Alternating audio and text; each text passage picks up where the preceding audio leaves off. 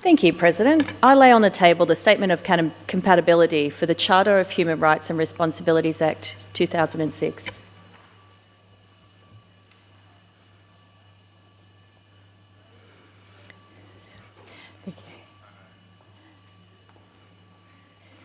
I move that the bill will now be read a second time.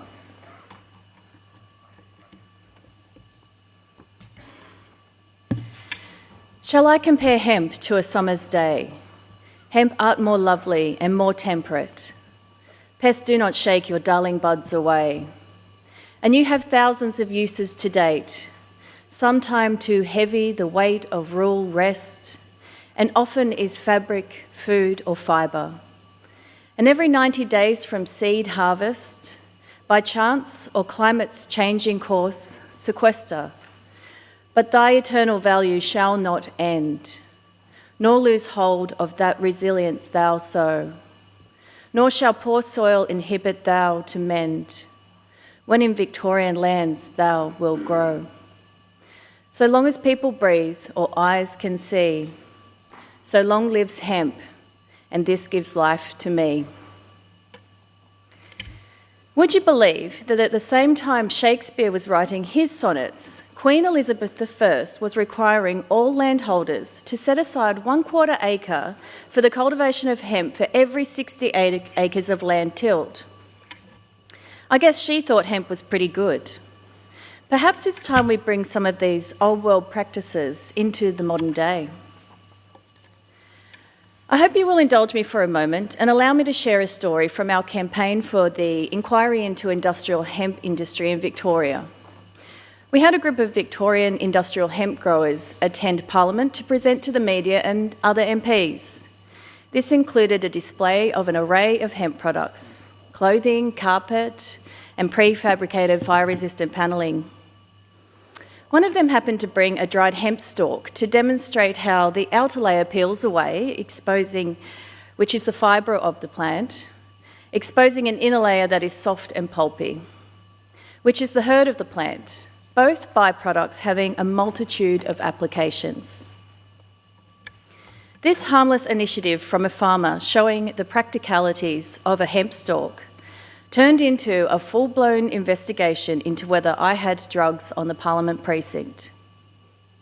You see, throughout the course of the day, this stalk ended up in my office. Would you believe that within the hour, we had a visit from the usher of the Black Rod? Despite our consensus that this stick was not in fact a drug, they requested that I please remove the stalk from the building. Apparently someone had notified them of their concerns. We never got an exact reason for why they were concerned, although to avoid discomfort, we did comply with their request. So when you ask me why we need an Industrial Hemp Act, I point you to the fact that we have parliamentarians afraid of what, in no uncertain terms, is a dried stick. Victoria, unlike almost all other states, doesn't have a standalone Industrial Hemp Act. We only have 6 growers in the entire state.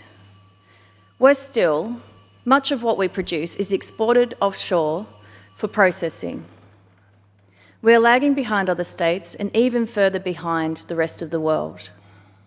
But attitudes are changing, and we are seeing a resurgence of hemp globally as its thousands of users are rediscovered. The international market for industrial hemp is projected to grow to $18.6 billion by 2027. The opportunities are endless, but hemp could have a role to play in revitalising national manufacturing, providing countless local jobs, and building more environmentally friendly housing. We are well acquainted with the potential of this crop, thanks in large part to the inquiry into the industrial hemp industry in Victoria.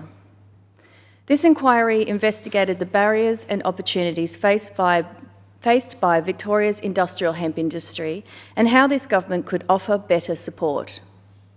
Unsurprisingly, this inquiry found numerous areas for improvement. Recommendation 1 was to create a fit-for-purpose industrial legislation. Fit-for-purpose industrial hemp legislation. And that is exactly why today I introduced the Hemp Industry Bill 2024.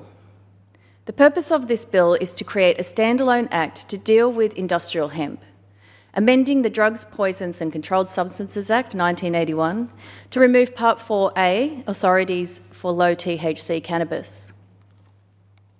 This bill makes minor clarifications and improvements, but largely retains existing provisions dealing with authorities for industrial hemp, applications, conditions, renewals, suspensions and cancellations of authorities, protected information at VCAT review, and inspection and enforcement.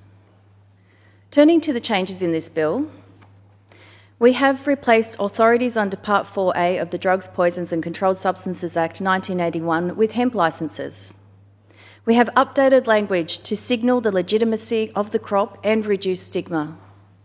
We have increased the maximum authority term for a hemp licence from 3 years to 5 years. We have clarified the fit and proper person requirement. We have improved consistency and clarity for the time periods for criminal and police checks. We have ensured inspectors use their powers only to the extent that they are required to ensure compliance. We have encouraged harvest over destruction for crops that are taken into the inspector's possession. We have extended the appeal window for a decision of disposal or destruction from 48 hours to 3 business days. And we have introduced scientific licences, inspired by Tasmania, to allow research into hemp that is not industrial hemp, to ultimately develop industrial hemp with qualities that benefit the industry, for instance, with greater yield. Importantly, the repeal of Part 4A, Authorities for Low THC Cannabis, of the Drugs, Poisons and Controlled Substances Act 1981 will revoke any regulations made under it.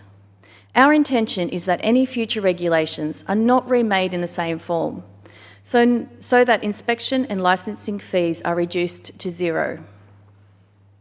Our bill is unable to address all the recommendations of the Industrial Hemp Inquiry, but we look forward to seeing the government respond to this inquiry before the 6-month response period lapses at the end of May. We can do better, and hemp can help. Let's sow the seeds for Victoria's future. I, on behalf of Legalise Cannabis Victoria, commend this bill to the House.